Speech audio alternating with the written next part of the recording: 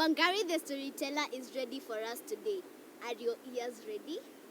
Then get comfortable for a wonderful story adventure. Take it away, Wangare.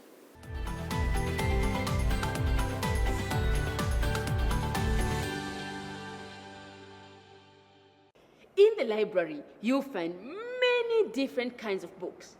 Some books have only words, some have only pictures, some have words and pictures, some have stories, and some have poems. And today, as I was walking around the shelves, I saw this beautiful book that has a lot of poems. And the most interesting things, the poems were actually written by a 4-year-old. Can you imagine that? That means that whoever you are, however old you are, if you're sitting there and watching this, you can also write something. So today's book is Take Off Your Brave, Poems Just For You. And the words are by a child called Nadim, who, like I said, is just for. It is a collection of many different poems that Nadim's mother helped to write and put together. So what I'm going to do, I'm not going to read all the poems because there are so many. I'll just read maybe 3 or 4 poems, and if you would want to read the rest of the book, then you need to come to the library yourself. But for now, let's get going. Take off your brave, poems just for you. Our first poem is titled My Dream School. My dream school. All the kids turn into kittens. When they get into the dream school, there will be no bullies, and the teachers are all friendly dinosaurs. And all they do is chat with anyone they want.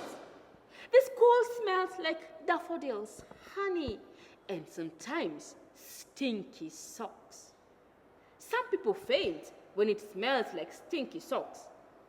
The kids are always making cardboard teleporters, but the grown-ups just sew toys.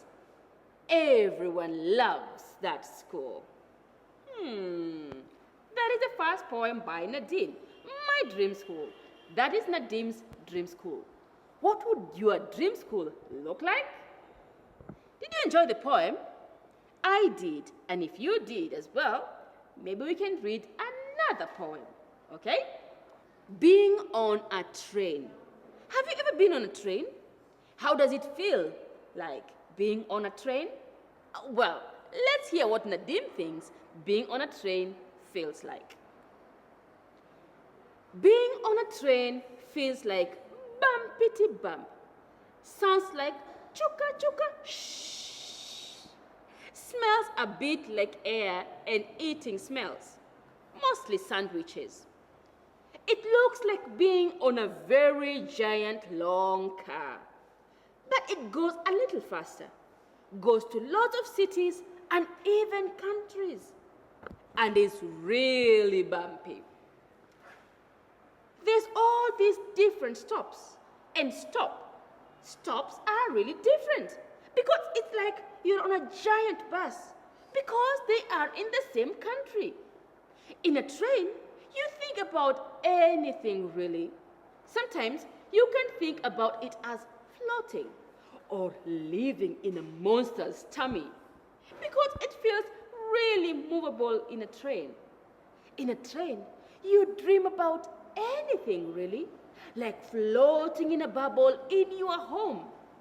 Sometimes you could be walking in a train, looking for the time or your home or anything you want to see, like the moon or a magic bus. That is how being on a train feels for Nadim. What about you? Have you ever been on a train? Or have you ever been in a big bouncing matatu? Maybe you can read for us a poem about how it feels being in a matatu. I think we have time for one more tiny poem. Let me see what to read. Our last poem is My Best Friend.